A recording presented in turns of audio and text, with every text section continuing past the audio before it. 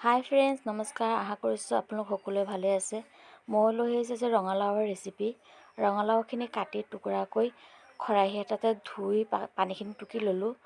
আৰু তাৰ কাৰণে লৈছোঁ মই 1 বাটি চেনি, নাৰিকল এফাল, কাজু, পিস্তা, বাদাম গুড়া কৰি ল'লোঁ।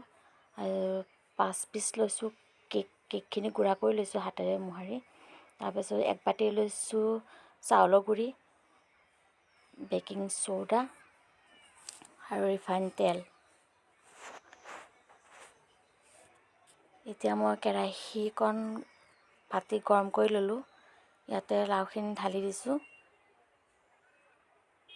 ঢালি দি পেলাই এতিয়া ইয়াতে মই দি দিম চেনিখিনি ঢালি দিলোঁ।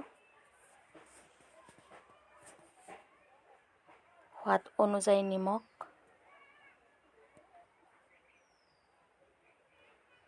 আপোনালোকে এনেকৈ বনাই খাই চাবচোন, বহুত ভাল লাগে। কিন্তু কোনো গমেই নাপায় যে এইটো কি দি বনোৱা হৈছে। এতিয়া মই ভালকৈ লৰাই পেলাই ঢাকি দিলোঁ পানী সিজি যোৱালৈকে। এতিয়া সিজি হৈ গ'ল। এতিয়া কিন্তু লাওটো সিজি হৈ গ'ল, কিন্তু পানী আছে লাওত, কিন্তু পানীখিনি পূৰা শুকুৱাই দিব লাগিব। এতিয়া মই ইয়াত দি দিছোঁ নাৰিকল এফাল ৰুকি লোৱাখিনি, তাৰপিছত কেকখিনি ঢালি দিছোঁ আৰু বাদামখিনিও দি দিছোঁ। এতিয়া মই ভালকৈ ইয়াক লৰাই ল'ম। গুটিটো ভালকৈ লৰাই ল'ব লাগিব।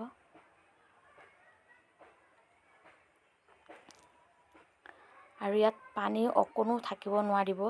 পানী থাকিলে গেনগেনীয়া হৈ থাকিব।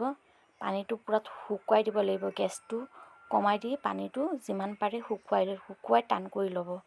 আৰু ইয়াত যি গুটি গুটি হৈ আছে এইটো লাওৰ টুকুৰাবিলাক, এইখিনি মই চামুচেৰে অকণ মাৰি মাৰি ভাঙি দিছোঁ। অকণ পূৰা একদম মানে গুটিটো থাকিব নালাগিব। এতিয়া বাচনখনত উলিয়াই ল'লোঁ। উলিয়াই এতিয়া মই লাডু এনেকৈ বনাই লৈছোঁ। এতিয়া গোটেইখিনি এনেকৈ মই লাডু বনাই ল'ম। এই লাডু বনোৱা হৈ গ'ল মোৰ। এতিয়া চাউলৰ গুড়িখিনিত মই বেকিং চ'ডা দি দিছোঁ আধা চামুচ।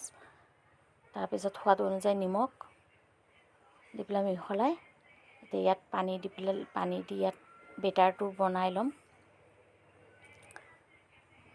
ভালকৈ লৰাই ইয়াত বেটাৰটো বনাই ল'লোঁ। আৰু বেটাৰটো বনাওঁতে ইয়াত পাতল হ'ব লাগিব। ইমান পাতলো নহয়, ইমান ডাঠো নহয়, এনেকুৱা ধৰণৰ হ'ব লাগিব, যাতে লাডুটো দিওঁতে লাডুত লাগি যায়। তাৰপিছত মই এনেকৈ সেয়া ভাজি ল'লোঁ এটা এটা কৰি। ৰঙচুৱা হোৱালৈকে মই ভাজি থাকিম। ৰঙচুৱা হোৱালৈকে মোৰ ভাজা হৈ গ'ল। ভিডিঅ'টো কেনেকৈ পালে জনাবচোন।